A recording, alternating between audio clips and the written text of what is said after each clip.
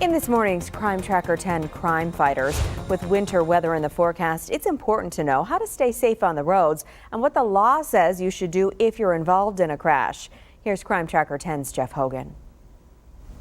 We are joined this morning by Officer Aaron Peachy with the Westerville Division of Police. And with snow in the forecast, officer, it's time to start talking about those winter driving tips and how drivers can prepare for those types of things. First off, I think we probably need to get the car ready for it, right? Yes, thank you for having me back, Jeff. The best thing you can do is kind of winterize your car. You want to check your battery, you want to check your antifreeze fluids, your wiper fluids.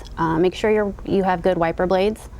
And you want to keep your gas tank at least half full. That keeps your gas line from freezing when the temperatures drop. You always hear keep that gas tank half full, but you never hear why. So it's to keep it from freezing. And not only that, if you're stranded, you want to make sure you have enough gas in your car if you're going to be stuck somewhere for a few hours. Get lost driving around and it's cold. Okay, so we're out there on the roadways, different than summer and fall, and sometimes we forget. What are some of the top tips on how to stay safe when it gets slippery? When you're driving and you feel your car start to skid, the best thing you can do is to steer your car in the direction you want it to go. And if your rear tires are going to the left, you want to go to the left with the car. If they're going to the right, go right with the car. Back off the accelerator.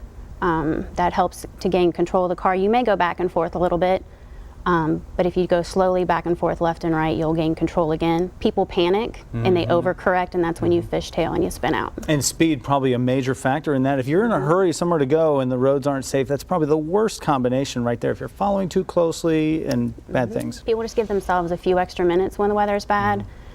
Slow down, watch your speed, and stay back even further from the vehicle in front of you than you normally would. Any other safety tips of what I may have in my car when I'm out there driving around? Any kind of, a safety bag of sorts? Sure, a good emergency kit would be shovel in case you get stuck, blankets, hats, gloves, non-perishable foods, waters, batteries, flashlight, first aid kit. Those are all good ideas to keep in your car during the winter months.